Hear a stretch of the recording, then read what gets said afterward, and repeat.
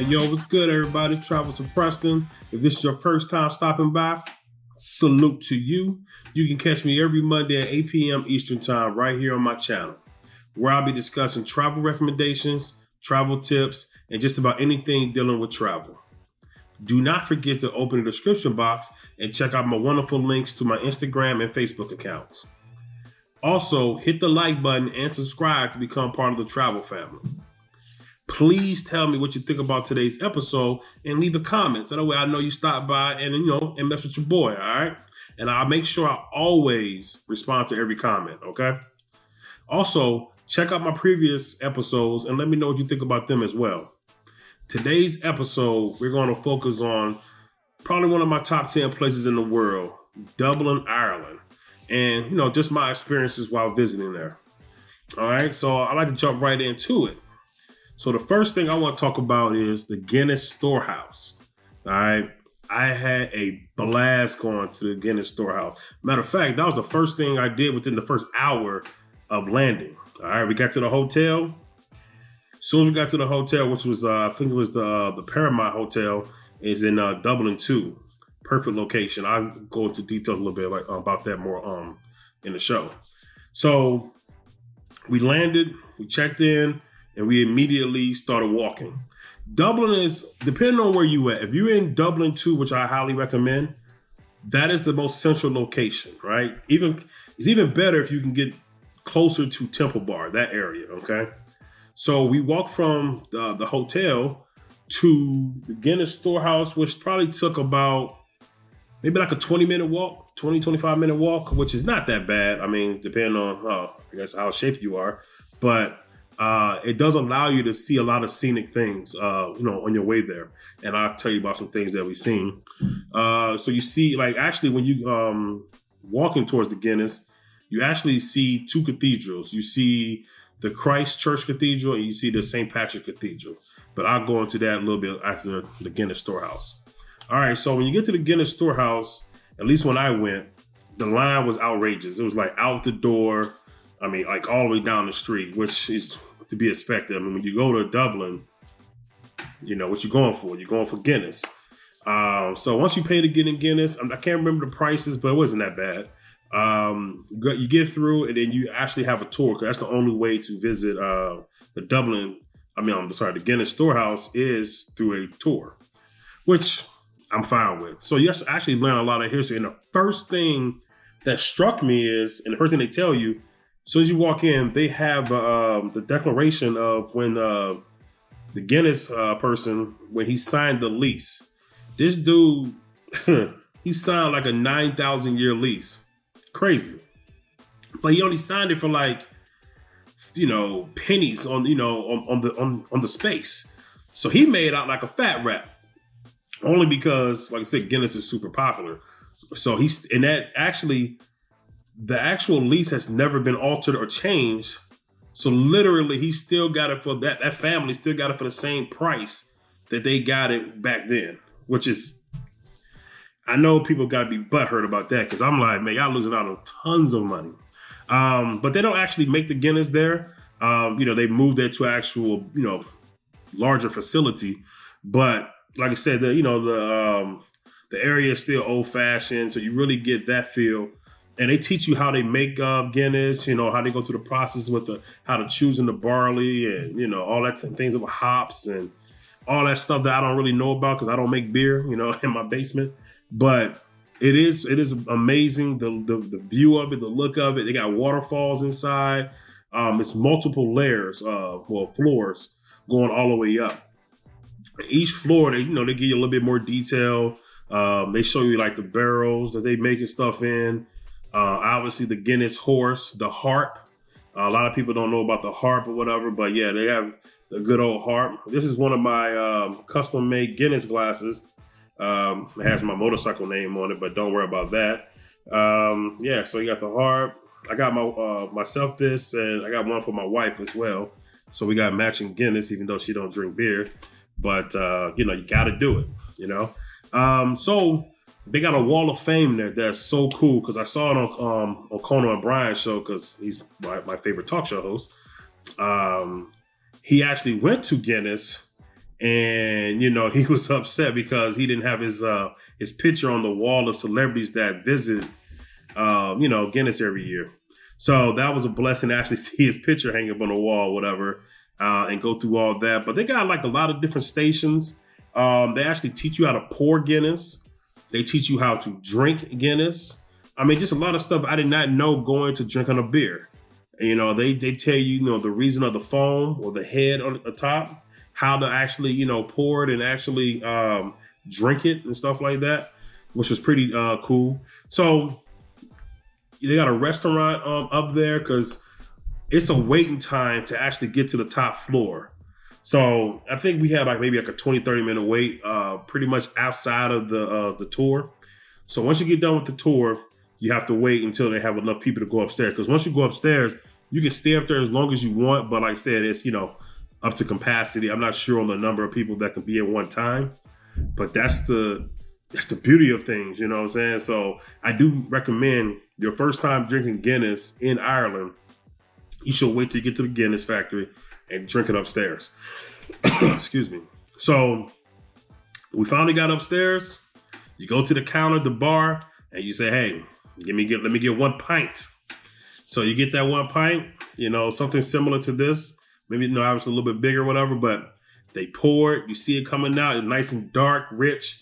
It's fresh. I asked the guy, how old is the Guinness? Because I don't like Guinness up until that point. And he said, oh, man, this is like 3 or 4 days old. I'm like, whew, it don't get no fresher than that, So he poured. I waited for my other 2 friends to get theirs. We stood by the window. We took several pictures. And then, hey, proof is in the pudding. We tasted it. I was hooked. I was like, Guinness is it. And I'm a IPA type of guy myself, but I'm talking about Guinness in Ireland is the best. Like, it don't really get too much better than that for me. But so yeah, we did that. We hung out up there, mingling with different individuals, which was pretty awesome. You know what I'm saying? Like I said, we stayed in there for a good hour and a half. I mean, it's only so much you could do because literally, so pouring the Guinness and learning how to pour it is like a separate tour that you have to take. So we did that as well, but we didn't really take pictures of that. But yeah, so like I said, the Guinness storehouse, off the chain. Excuse me. Highly recommended. Okay, so the next thing is the Dublin Castle. So the Dublin Castle was literally 2 minutes from my hotel. That's why I said the Paramount is definitely key locations, very choice. So we walked to the castle. Their tours start about 8 o'clock in the morning, which is perfect because there's less people. So we actually got on grounds. We got to view it, take a lot of pictures outside. It's a very small castle, though. It's very, very small. And then a portion of it was destroyed. I can't remember how it was destroyed, but it was like, it's old as hell anyway. So we actually got to go through the main part of the castle, which looks like any other European castle. Very old, very Gothic-like. You expect a gargoyle to just walk up and, strike up a conversation with you or something. So there's a lot of paint and stuff like that. So we got to just visit that. And then we took another tour to like the lower levels where it's a little bit more seedy, a little bit more, dangerous, whatever, because, lighting is bad down there. They got them old, medieval steps. So you'd be like, who the hell built this? How'd you get hired for this job? All the steps are uneven. But we go down to the dungeon. You get to see that. But there's only like a couple spots you can really go down there without falling off or something like that. So it's pretty nice. It's definitely worth it. The whole tour maybe been an hour and a half. It was a real short tour, very inexpensive. And then after that, it's this jail. I know I'm about to butcher the name, but I think it's like Kilmainham Gaol, which is a very humbling prison. And the prison is actually not it's not a working prison, so you got to tour it, whatever. But I mean, just to experience something like that, like the conditions is horrific. I mean, I ain't never been to Alcatraz or anything, but I feel like it's probably worse than that. You know, you've seen movies on Alcatraz and the conditions of that prison, and this has got to be 10 times worse. I mean, it's pretty big size, but apparently Ireland was off the chain because they were like, doing a tour, we found out like they was imprisoning people that was like 10, 12 years old, locking them up with full adults. So you could only imagine a 12-year-old trying to fend off himself through, a grown adult. So that must have been horrific for those individuals. The prison cells were small. Like, I'm 6'2", and like I promise you, like the doors were like only 5'10". They was like only maybe 68 inches or something. And I'm sitting there like, man, how y'all get up in here? And then they had mass rooms where they'll be like, well, we're gonna throw 400 people in this little room. Don't matter what's going on, rats, dysentery, typhoid, anything, all in that room. So you just like, damn, this is why I stay on the straight and narrow. Like, that's why I don't do too much, I can't go to prison, So, but like I said, the times were different. People was hungry. You had famine. You had different diseases. Things of that nature. So, I guess you got to do what you have to do. You steal a loaf of bread because you're starving, and then that's you end up in this prison, fending for your life. Getting ridiculous, prison sentences. Just for something simple, just because you're hungry or whatever. So, like I said, we got the tour all inside. And then we got to go in the courtyard. And the courtyard was kind of crazy, too, because they had a couple of special prisoners that they executed where I guess, they're famous in Ireland. And literally, I guess they had an area that they literally did. I don't want to say they built for them, but they actually had these guys. I guess it was like revolutionaries in Ireland, in the Dublin area or whatever. That when they executed them, they marked their graves. So that was pretty weird. Like, that's how important they were.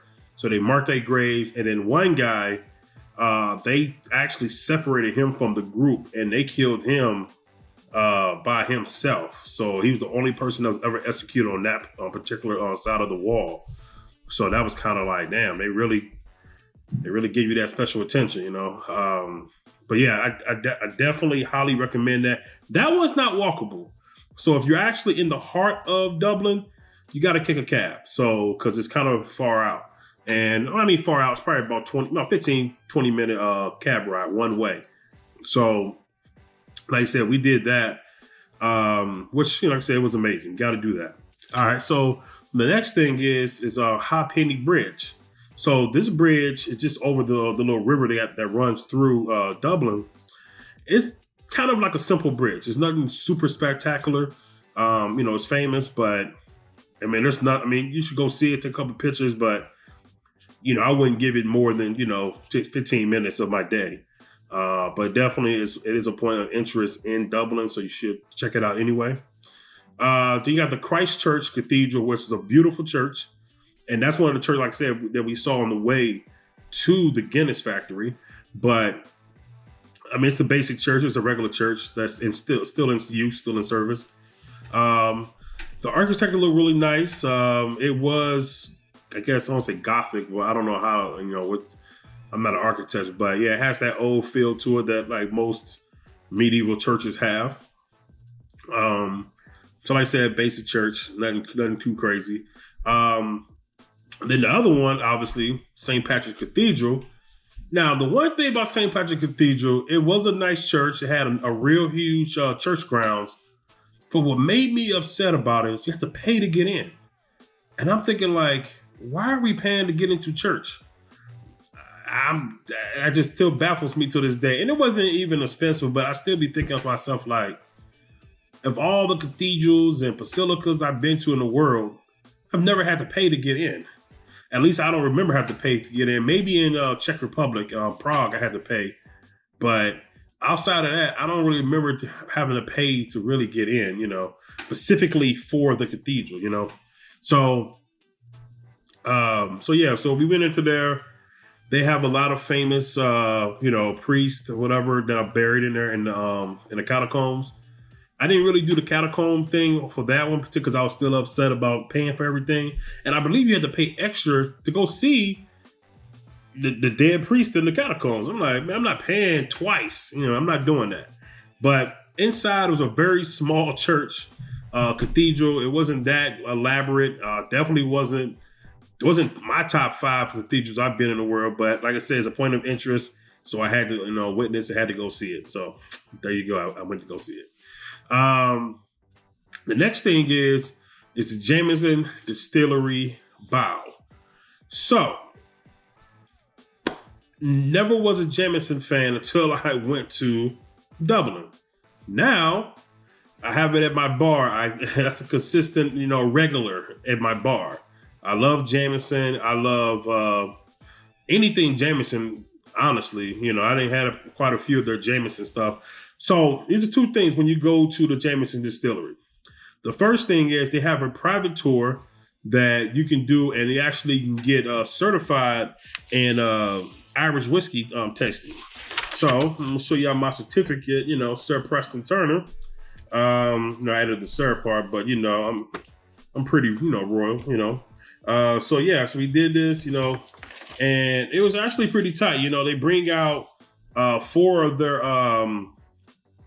finest Jameson shot glasses, and they pour them.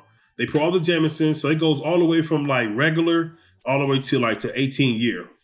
And obviously, the older it is, the smoother it gets. And when I got to the 18, it was smooth. It tasted like water almost. The bottle was very expensive. I want to say it was at least about 200 euros at least.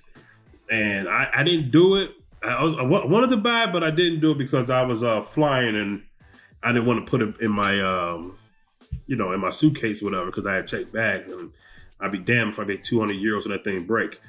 But the next time I do go back, I will buy a bottle. And I think they have a thing in there where you can ship it directly to your, your destination. So the Jameson, so like I said, you could pay for that. I think that was probably about 22, 24 euros at the time. Then you got to pay extra for the actual tour. Now the tour is pretty cool too. It's real fascinating. You see how the whole process, how everything is made at the Jameson Distillery. They have a big, huge restaurant in there. I had the fish and chips. Well, no, I have chips. I had fish and mush peas. So that was delicious. And they had like a Jameson monk type beer, which was delicious. So like I said, we did that. We did the whole tour, which is, the same tour like you would do anywhere else. Just learn about the history of Jameson, the processes, and, things of that nature. And at the very end of that tour, you get 1 drink of Jameson that you can have it straight up, where, you just Jameson on rocks, or you get Jameson and ginger ale. I chose Jameson and ginger ale because I like ginger ale.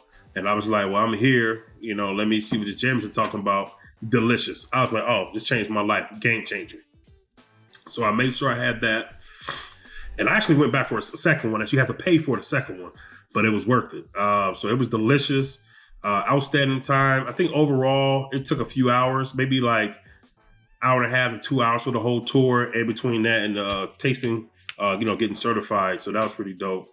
Wasn't 2-pack, but it was packed enough because you have, so pretty much like I said. So for Jameson, you have to actually do a set time. So when you do a set time, they'll be like, hey, 1 o'clock or 1300. Hey, come back here. Your tour group leaves for this. And then, every 45 minutes, they kind of start another tour or things of that nature. So depending on the season and how busy it is, that's where they go with the time frames. But like I said, it was well worth the wait. You got to do it, I got the old Jameson right here, my old trusty. And this is just the basic Jameson right here. I don't really see the 18 year in America. They do have it on their website that you can order it. I just haven't done it because I just felt like, for me, it'll be more authentic, actually buying it there in my mind, So got to do that. Got to do the Jameson Distillery, all right? So the next thing is they have Trinity College, which is one of their oldest colleges. I think it's the oldest college in Dublin. but I want to say it's pretty old as far as Ireland goes.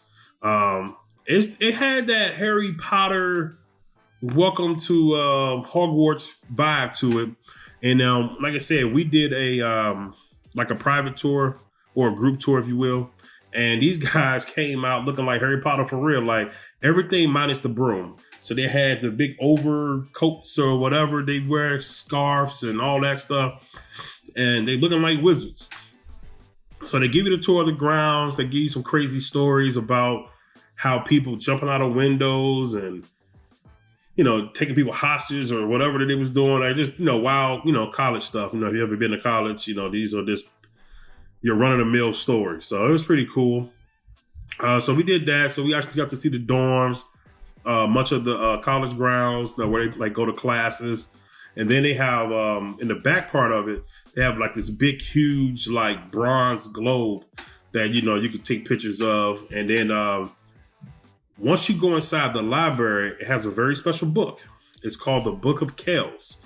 And it's just this big, old, decrepit book, excuse me, that, I wish I would have paid more attention to it, to be honest with you. I kind of looked at it and was like, all right, so I got the Book of Kells. You know what I'm saying? Like, all right. So I took a couple pictures of it. And they got like a lot of tapestries in there and things of that nature. So I kind of actually fast forward through that part because I was like, all right, this is kind of boring. You know what I'm saying? But please, if you do go, please take your time going through there because I wish I would have. So you go through that little part of the tour. So this is where it gets pretty cool. So Trinity College has the world's largest, I guess, single floor library. And it looked like something out of some, some crazy museum or whatever, because there's this like a long stretch of books. And then they have the little spiral staircases that go up. So it made it, a good effect or whatever. Got statues and things of that nature. I mean, like just millions of books. And you just kind of walk through, take some pictures of that or whatever. But as soon as you get through that library, I mean, you kind of just like exit stage left. And you're just like, oh, okay. And that's it. And then, you just walk yourself off of grounds. But like I said, so Trinity College is right next to their shopping district. So once you leave there, I mean, that would be a good time to, rejuvenate and go get you, some Guinness or some Jameson. And, maybe do a little shopping, a little sightseeing in the little shopping district because there's plenty of shops to see, plenty of restaurants, things of that nature. And then one cool thing is they have this pub that's called the Brazen Head. And the Brazen Head looked like the world's oldest pub or something that's still in working condition, believe it or not. So literally the Brazen Head, I want to say it was built in like 1132 or 1192, something like that. And I mean, you can smell, old times in there. So, and they built like a separate wing that's attached to it that's obviously newer, but the main part of it is literally the same bricks from, the 1100s. So that's pretty amazing because I've never, experienced anything like that. So obviously when I got in there, I had to have a Guinness. Me and my friend Brian, we was like, oh, we got to have a Guinness in here. That's like mandatory. So we did that. Took a couple pictures outside. It was just a real dope vibe. Like people were just outside hanging out, just drinking, Guinnesses and stuff like that. And I'll tell you right now, I don't think I had water that whole weekend, but that's on another thing. So also outside of that, another point of interest is O'Connell Street, which a little tidbit is Europe's widest street in like I said, in Europe. So that's pretty cool. It has, for you arcade type people, it has an arcade there called GPO Arcades. So you can, get your arcade on. And also they have a big 45 meter tall statue of Daniel O'Connell. Not sure who he is, but hey, when in Rome. So definitely experience that. So that's pretty much, most of the important points of interest. Like I said, you got a couple areas like like I said, the shopping district, and then of course you got Temple Bar. Temple Bar is just a famous area in Dublin that just has all the bars. So you go there and just bar hop or pub crawls and things of that nature. That was amazing. And they actually have a Temple Bar pub, like, so it's actually called Temple Bar, but the whole district, the little area is called Temple Bar, which is in Dublin too. So like I said, if you stay in Dublin too, you're in good shape. Excuse me, because you can literally walk everywhere. Like I said, from our hotel, we walked to the castle, we walked to Jameson, we walked to the Brazenhead. We walked to both cathedrals. We walked to Trinity College, which is just literally down the street. The shopping district. So, you pretty much get to everything you want to besides the prison. And I'm sure there's maybe a couple more hidden gems, but that's generally speaking, that's what the big things are. I would say some of the good things about Dublin itself is obviously the pubs. That's what you go for, the pubs. Obviously Guinness, Jameson, you got to try both of those, and St. Patrick's Day, which I was very fortunate to go to Dublin during St. Patrick's Day, so it was extra crowded while we was there, but that didn't stop the show. We had a blast from morning to the wee hours of the morning. And one thing I would say, their sanitation department is top notch. Because literally you seen throw up, bottles, food, trash, human beings, everything you could think of on the ground. You wake up at 7 o'clock in the morning, 8 o'clock in the morning, it looked like nothing ever happened that night. And I'm like, how the hell did y'all clean this up? Literally pressure wash. It just looks immaculate. And I'm like, okay. Literally for a couple hours later for people just to be right back out there. Now, I don't know how Dublin is during normal business hours, but during St. Patrick's Day week, it was just amazing. It was crazy. So like I said, I had a blast. I would love to see it on a regular, just a regular week or whatever, and also take like some day trips from Dublin, but we wasn't there for that. We was there for the turn up. So that's what we did. I say one bad thing that I didn't really understand was that, the bars and pubs close early. And I'm like, this is like Ireland. This is Dublin. What y'all talking about? So, man, that confused me. But yeah, they closed early for whatever reason. And I think early was like, maybe 2 o'clock in the morning, something like that, which to me, that sounds too early, especially for St. Patrick's Day. You would think you would have them seasonal hours, but they didn't. It is what it is. Some of the things that I didn't know, like I said, was the O'Connell Street being the widest street in Europe. This is a weird one. Now, y'all can fact check this one, but apparently there's no Catholic cathedrals in Dublin. Blew my mind. I'm not going to go to greater detail, but go ahead and fact check that, because I was sitting there like, there's no Catholic cathedrals in Dublin? I was like, damn, that's kind of weird, but hey, it is what it is. I researched it, and I was like, that's all I came up with was there's no Catholic cathedrals in Dublin. All right. And then also, like I said, Arthur Guinness, that's his name. Arthur Guinness, he's the one that signed that dumbass 9,000-year lease, which turned out to be a good thing, save some money. So some of the reasons why I will visit, and I would tell you to visit, is definitely St. Patrick's Day. You gotta experience St. Patrick's Day in Dublin.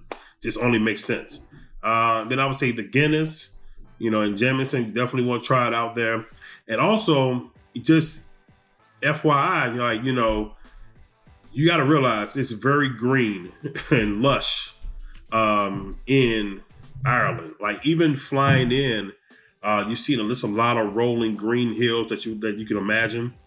Just a beautiful scenery altogether. So all you people that are photographers, that's probably one of the best places you probably can, visit to take pictures. And, actually coming in the city, once we left the airport, whatever, that's what I would say, man. Like, definitely get out of Dublin if you can. And just visit other places, Shannon, Ireland, Kilkenny, Ireland, something like that. Just visit some of these places, man, because I'm sure they're beautiful. I know I want to go back, and I'm definitely going to hit these type of places up. Um, and I would say one thing to beware of, which I didn't really realize because I thought it was only in Great Britain or whatever. Well, not say Great Britain, but just England, was driving on the left side. That kind of messed me up. I didn't expect that. And I don't know why, but I guess it is part of the whole Great Britain, Wales and Scotland and England, and I guess Southern Ireland. I'm not sure about Northern Ireland, but yeah, they all drive on the left side of the road, which messed me up. I was like, So, like I said, overall, my experience was amazing. It's a little skewed because it was St. Patrick's Day week, so I definitely recommend it, highly recommend it. And if anybody else been to Dublin, hey, please share your experiences in the comment because I would love to hear about them and, and catch your boy, all right? Peace.